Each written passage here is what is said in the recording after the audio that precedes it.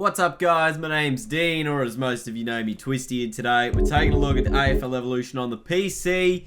There's a couple of things, and this is sort of the changes with patch 2B that you can kind of expect. I've got my PlayStation controller plugged in here.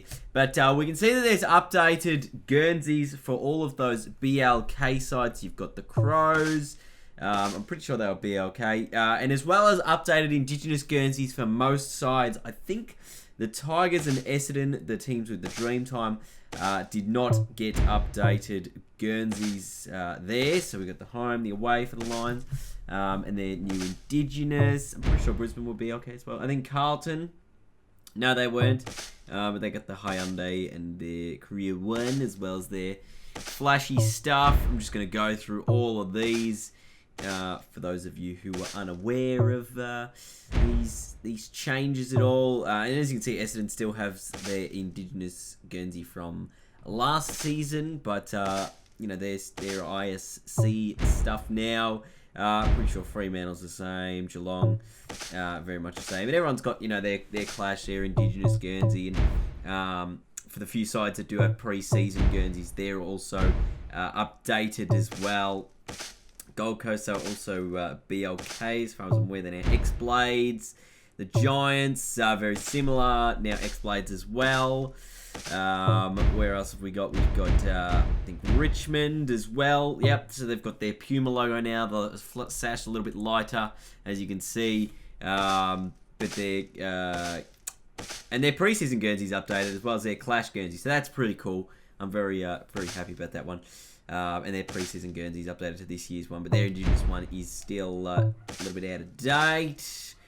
The Saints, I'm pretty sure they were the last BLK side that needed fixing. And then you got the Swans, and everyone would have updated sponsors and things like that added on to their Guernseys as of the start of the season, as far as I'm aware. So that's pretty much all the changes to go through from that one.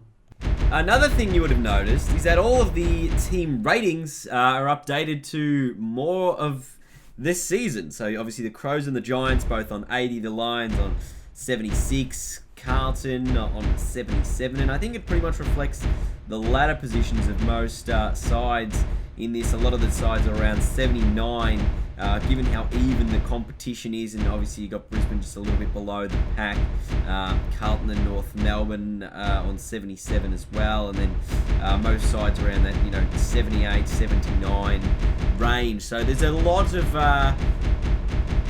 more changes with the ratings. Not sure how this reflects the individual player ones, or whether this changes if you've already changed your thing. But I'm going to go into a quick match as the Tigers and the Giants, and we'll play around with some of the gameplay sliders. Alright, so my recording actually stuffed up a little bit here, and I'm going to have to re-record my audio over the top of some of this. So we're going into a game. This is the updated Richmond lineup. The team lineups have been updated as well for, I'm hoping for whatever accuracy this season. And the game looks a lot smoother. It runs in 60 frames on my computer anyway. I think depending on your specs, it might run at different frame rates, but I'm hoping it should run at 60 on most PCs. So it does run a lot smoother. That is the first thing you should really be noticing right here. The next thing we're going to take a look at here is obviously the gameplay is running a little bit smoother as well. Everything sort of just runs a bit smoother. It's obviously that 60 frames per second thing. And what we're going to do is we're going to take a look at the camera angles and sort of what you can change about that, because you can change a whole bunch of parameters now. Obviously, previously you could change the position, the distance, and your zoom, and that was it. Pretty much the position, the distance, the bloom, the depth blur, and stuff like that. But now you can actually change a couple different more variables. Couple more variables than previously. You can change the zoom on each position and distance, as well as the height. So you can have a top-down view if you want. You can have a ground level view if you want. You can change it up pretty much as much as you want, other than physically placing your own camera on the ground. That's basically the one thing that you can't do. There's also a new position one called Play Direction, and I was just going to switch up my camera settings here a little bit to show you guys sort of how I may be, you know, playing in the future. I wanted to have a look at this camera angle, and I really liked it after playing with it for about, you know, a couple of games, you know, this afternoon. Just, it was really good. I did like it. And another thing which you'll notice here is the ball drop sequence from the players on set shots. I'll go into the replay in a minute here. But it does look a lot smoother. And as you can see, he's not actually holding it at that stupid angle like previously.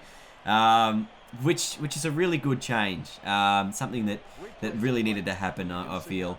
And finally does. So I go into the replay, get a little bit of a closer shot here. And as you can see, just a lot nicer. Next thing I'm looking at is sort of this play direction camera angle here. And obviously it'll change angles depending on which way the play's going. So it's just it's sort of like a little bit of that dynamic camera angle, obviously with a few of my customizations to it as well. But I do like just how it sort of tilts and turns depending on who has the ball, which way they're going, and things like that. So it's a nice little camera angle that's added in. It's probably the one that I'm going to be using the most in the future.